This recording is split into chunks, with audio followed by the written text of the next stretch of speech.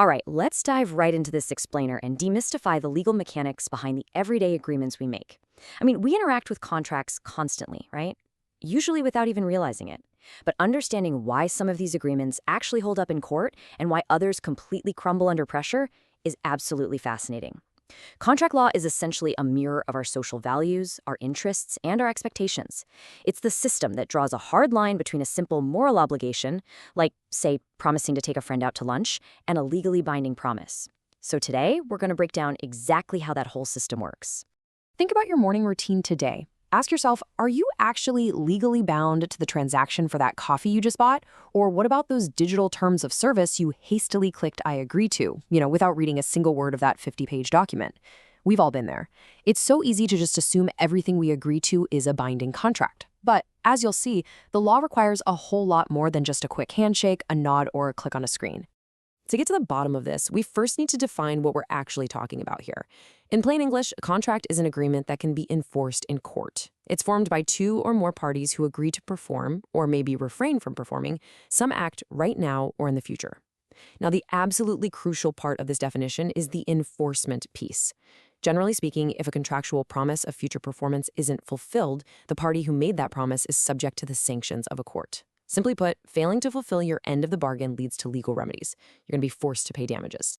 So how does a basic promise actually graduate to a legally enforceable contract? Well, it must pass 4 strict tests, which we'll call our 4 pillars. Those are agreement, consideration, capacity, and legality. Let's start right at the beginning with Pillar 1, agreement. Now, for a valid contract to even exist, both parties have to manifest their mutual assent to the exact same bargain. Ordinarily, we see this through an offer and an acceptance. But here is where it gets interesting. How do you actually prove someone intended to agree? Well, courts literally don't care about your secret, subjective thoughts. Intent is determined by what's called the objective theory of contracts. This means your intention to enter into a binding agreement is judged by outward objective facts as interpreted by a reasonable person. The court is looking at what you said, how you acted, and the circumstances surrounding the whole transaction. So if you're secretly joking in your head, but outwardly acting like you're making a serious offer, the law is going to hold you to what your outward behavior dictates. And when it comes to actually accepting that offer, we run into the mirror image rule. The acceptance absolutely must mirror the offer exactly.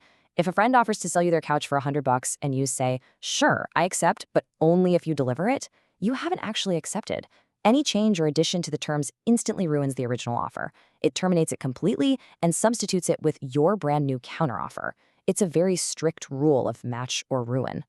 Moving right along to Pillar 2, consideration. Because, as it turns out, an agreement alone doesn't mean a contract is actually going to be enforced. So what is consideration? It's simply the value given in return for a promise. For consideration to be valid, it requires something of legally sufficient value given in a bargained for exchange. It can even be what's called a forbearance, which is just refraining from an action you have a legal right to undertake, like giving up a harmful habit. However, promises fail this test all the time. You can have failed consideration through past consideration, like, say, promising to pay someone today for a favor they already did for you last week, or illusory promises, where the performance is entirely uncertain. But the biggest one to watch out for, promising to do something you already have a legal duty to do. That ruins the contract entirely. To put that into perspective, imagine Ajax contractors starts building a 7-story office building. But halfway through, they demand an extra $75,000 on their contract, and they threaten to just stop working if they aren't paid. The desperate landowner, realizing they can't find anyone else to finish the job, goes ahead and agrees to pay the extra money. So, is that second agreement binding? No way. It's completely unenforceable because it's not supported by legally sufficient consideration. See, Ajax contractors already had a pre-existing contractual duty to complete that building. You simply cannot bargain with something you're already legally obligated to do. All right, so assuming you have an agreement and a valid exchange of value, we now hit Pillar 3, capacity. For this pillar, the law basically has to recognize both parties as competent enough to enter into this kind of relationship. Now, while courts generally presume that capacity exists, there are situations where it is severely lacking, specifically when we're talking about minors, intoxicated persons, and those with mental incompetence. The whole goal of the law here is to protect vulnerable parties. For example, if a court has already determined that a person is mentally incompetent, any contract they make is entirely void. Period. Intoxication, on the other hand, can make a contract voidable, but courts are going to look at objective indications to see if your judgment was so severely impaired that you literally couldn't comprehend the legal consequences.